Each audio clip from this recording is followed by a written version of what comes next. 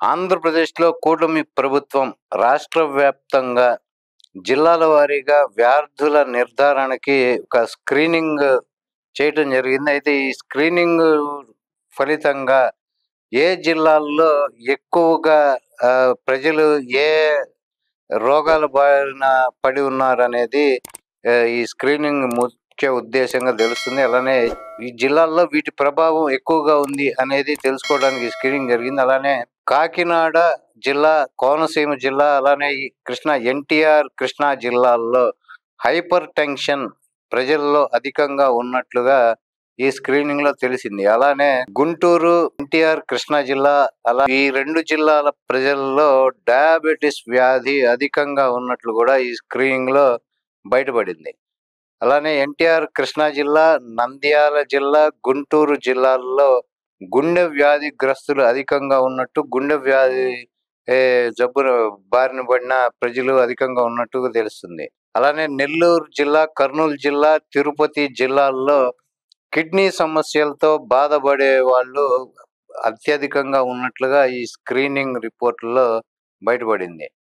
నెల్లూరు, విజయనగరం, తిరుపతి జిల్లాల్లో శ్వాస సంబంధిత సమస్యలతో బాధితులు ఉన్నట్లు ప్రభుత్వం వెల్లడించింది.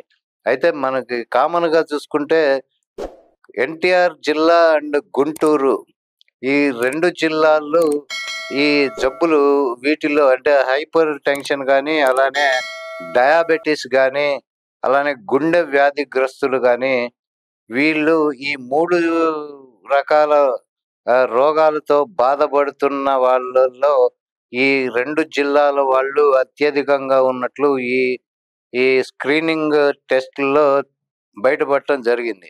అయితే ప్రభుత్వం ఈ రకమైన ఈ స్క్రీన్ టెస్ట్ జరపటం ఇప్పటివరకు ఇదే మొదటిసారి కావటం, అలానే ఏ జిల్లాల వారీగా ఏ ప్రాంతాల ప్రజలు ఎటువంటి వ్యాధికి ఇబ్బందులకు గురవుతున్నారు అనేది ఈ రకంగా తెలుసుకొని తద్వారా ఆ జిల్లాల్లో అక్కడ ఉన్న పరిస్థితులు, అక్కడ ఎటువంటి వీటికి తగ్గ నివారణ చర్యలు తీసుకోవాలి అనే ఉద్దేశ్యంతో ఈ రకమైన స్క్రీనింగ్ టెస్టులు చేయటము, దాన్నే ఈ రకంగా ఈ జిల్లాల్లో వాటికి సంబంధించిన క్యూర్ చేయటానికి అక్కడ వాటి కారణాలు ఏంటి? ఈ జిల్లాల్లో ఈ రకమైన వ్యాధిగ్రస్తులు అధికంగా ఉండటానికి కారణం ఏంటి అనేది దాన్ని కనుగొని ఆ రకంగా దాన్ని నివారణ చర్యలు చేపట్టటానికి ప్రభుత్వం ఈ రకమైన స్క్రీనింగ్ జరపటం జరిగింది.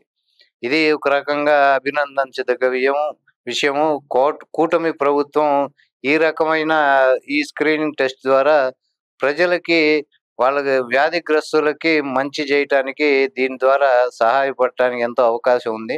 తద్వారా ప్రభుత్వం చేపట్టే చర్యలు ఈ వ్యాధిగ్రస్తుల మీద వాళ్ళకి నివారణకి తగ్గ వాళ్ళ ప్రభుత్వం చేపట్టే చర్యలు గానీ ఏవైనా ఉపయోగపడే రకంగా ఉంటాయని ఆశిద్దాము.